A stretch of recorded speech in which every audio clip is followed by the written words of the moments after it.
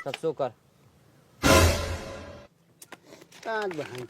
लाल 200 रुपया रे पकड़ सिपाही जी। ए महाराज ई का हो गल कब 150 उठा लेनी, लेकिन रउआ तो मने बढ़ल जाता 200 उठा लेबै तानी। ए ज्यादा बतुआएगा, एगो तो गैर कानूनी काम कर रहा है, ऊपर से फाजिल बोल रहा है। खेल आगे 500 उठाएंगे। 500 उठाम तो हाथ ना तोड़ देम। ऐसा हम कहता नहीं ना कहता नहीं, काहे के पुलिस बानी, हिसाब से उठाओ महाराज।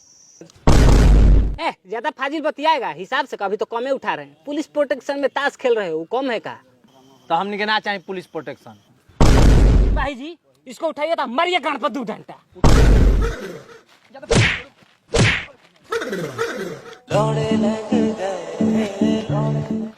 कैसा महसूस हो रहा है? सर ये तो आप सरासर गुंडागर्दी कर रहे हैं। एगो तो पैसा ले रहे हैं और ऊपर से डंडो चला रहे हैं।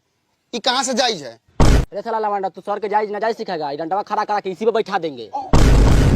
ताश बाट रे ना तो दरोगा साहब खिसी आ जाए तो तसवो ना खेले दीहन।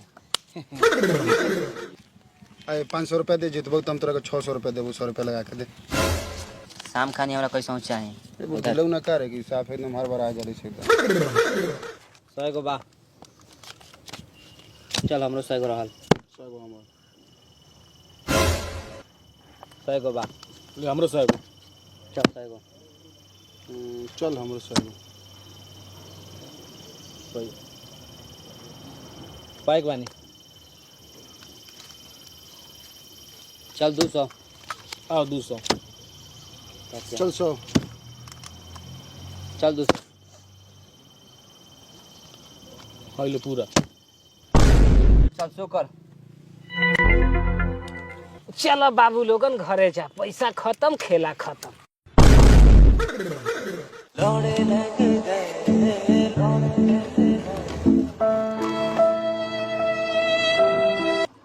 घरे जा। ए बाबू ए राजकुमार, अरे रुको। भाई जी कूद के पकड़िए। सर्वस्व तो भाग गेल। का रे साला, यो गाड़ी पर 3 गो सवारी नियर गांव बढ़ते रे। सिपाही जी गलती हो गेला खा, अब से ना हुई। का रे साला, कैसन दोस्त रखले बड़े तोरा के मुसीबत में छोड़ के सर्वस्व भाग गेल? का बताए सर, आप तो जानबे करते हैं दोस्त का मधरचोद होता है। बाद में तो तोरा सच्चाई बा, बाकी इधर किधर गया था तू लोग? साला सच बताई है, तू देखा ही में पियक्कड़ लगता है। सिपाही जी चेक करिए तो सर्व दारू वारू नहीं ना रखा है। छोड़ी ना सिपाही जी, दरोगा जी हम सही बतावा तनी। आज गर्लफ्रेंड के बर्थडे बा तो गिफ्ट लगे रहनी है मेडिकल पर। मेडिकल पर गिफ्ट दिखाओ तो।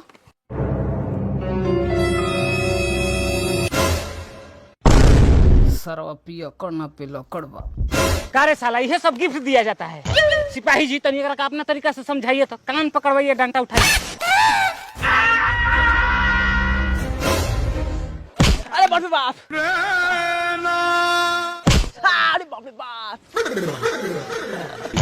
दरोगा जी अब छोड़ दीजिए, लाल भर गलती ले गाड़ फाड़ के मानिएगा का? ठीक बा जो, बाकी अपना माल के कसम खा के बोल कि आज के बाद ऐसा गलती ना करबे, आ एगो गाड़ी पे 3 गो गाना ना बैठेबे। ठीक बा दरोगा जी, अपना भी हल्की माल के कसम खा के कही तनी, आज के बाद से ये सब गलती ना हुई। साले कुंवर की माल के कसम खा के बोल। माफ करी सर, ओकर कसम खा के नहीं बोल सकत। अगर गलती से मर जाई तो पूरा जिंदगी हिला के बितावे के पड़ी।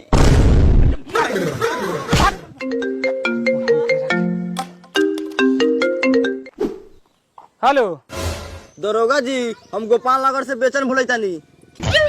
तो हम कथी करी? हम का करी, जल्दी से हमारा घरे आओ। मेरा के साथे बहुत बड़का कांड हो गल बा, केस करे के बा। ठीक बा, द्वार पर निकल के रह आवतानी। वहीं शुद्ध अपना एरिया के लोग इतना दोगला बा कि लोग के सुई भूला जाता तो पुलिस बुलावता खोजवावे खातिर। बैठू चलो।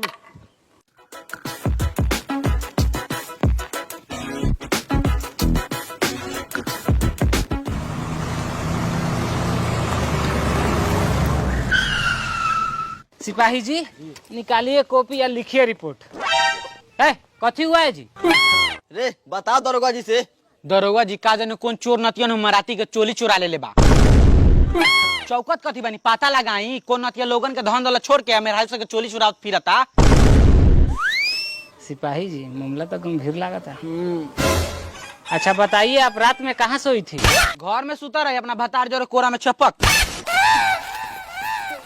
अच्छा, जब आप सोई थी तो जो सामानवा आपका चोरी हुआ है वो पहिरले सोई थी या खोल के सोई थी? कथी छी नहीं बतिया दरोगा जी, जब आपकी मेहर आपके साथ रतिया में सोती है तब पहले सोती है। ए देखिए, जहाँ तहाँ हुआ बात मत ले जाइए। घटना आपके साथ घटा है जो पूछ रहे हैं, साफ साफ बताइए। गर माता रही सर खोल के सिरहानी धो के तो सुतर है। अच्छा, कौन कौन रहता है आपके घर में? 3 गोरा तो रही ले, एगो हम है, ये हमारा भतार हेयर जी देवर जी। देवर जी, ओहो। कारे देवरा साला, सच बताइए कि ले चली थाना? काहे ऐसे बोला था दरोगा जी? हम कौना एंगल से रउआ के चोली चोर लागत तानी? साला तू देखो ही में चोर चुहार जस लागत रे। सिपाही जी पकड़ू, सरवा के ले चलू थाना। जब गांड पर डांटा बाजी तो सारा सच उगले लागी। बताओ साला, बताओ। तो आपका प्रॉब्लम ही है कि आपकी ये मेहरारू आपको नहीं देती है। सिपाही जी हम कह दिली एकदम नहीं खिलेले तो नहीं खिलेले, गरीब जान के हमरा के सतावल जाता। अभी तो खाली 1-2 डंडा मार के समझावल जाता। सच बता दे ना तो साला एगो चोली ला तोरा के फांसी पर चढ़वा देम। लगा था तोरी बहन चो तो मुंह आके मानी।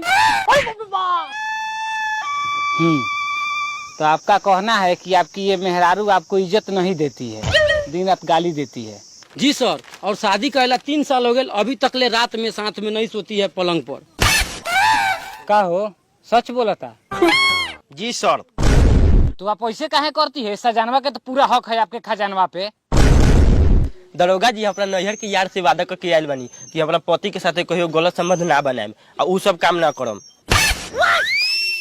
हाय रे मोहब्बत, अभी ले वादा ना टूटल, सच्चा प्यार कैले रहू।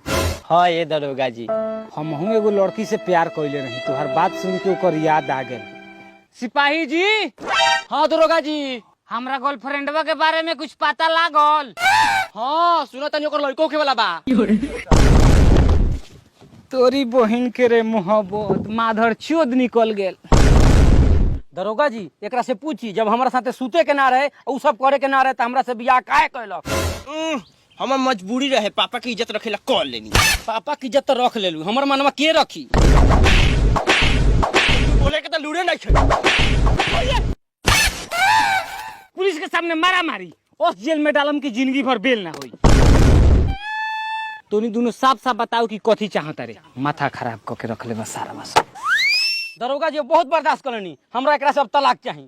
ठीक बा, का हो एकरा के देबू? ना जी, हम इस दोगला के बच्चा के जिंदगी में कहियो ना देम। कुछ और मत सोचो, तलाक के बात करतानी।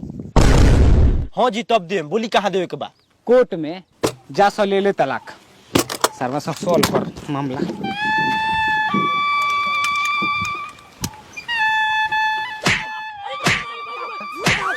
का सिपाही जी, सरवा भी ले ना बतैलो ना।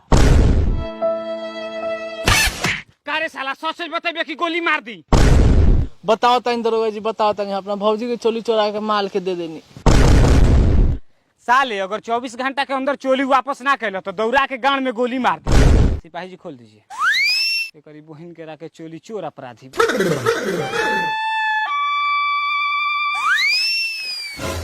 कोरिया तोरा के मारत समझावत हम थक गइल बानी। जो अब तोरा के कुछ ना बोलम, जो जितना मन तितना पी मर चाहे जी, बाकी भला आमदी के बच्चा लेकिन मंगलसूत्र लेके हमरा वापस कर दे। अब भोसरी हम कहाँ से लाके दी रे? ले ले रहती तब ना। एगो घर भर में हम ही चोर बनी, कहीं है तोहर बेटा सरवा पेटला कहीं बेच के बिस्कुट खा गेल हुई तब? सर पापा अगर हमरा के बोलन तो मार के छाती के बात तोड़ दे। बबुआ रे ऐसे ना मानी, फोन लगाओ पुलिस के बुलाओ। रे भोसरी पगला गेल बड़ी रे, आज मतारी बेटा तोहर गाड़ के गर्मी निकाल के मानो।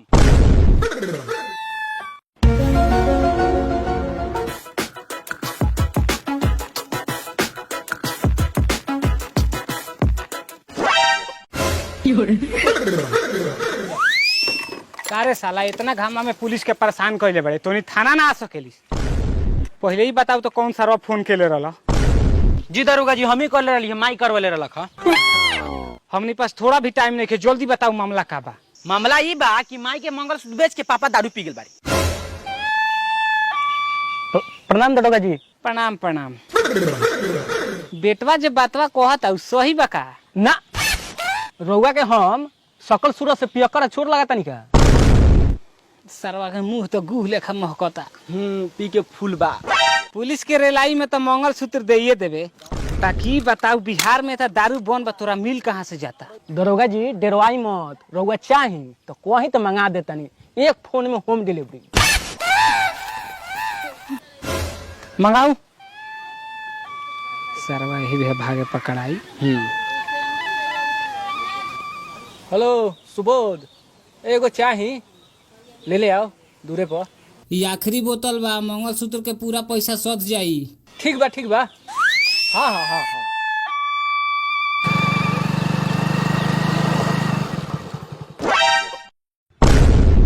सरवा पुलिस के दूरा पर बोला के दारू मंगवाले बा, पकड़वाई का ही आज। भाग भाग साला के। पकड़ू दरोगा जी। सरो भागा था, पकड़ू।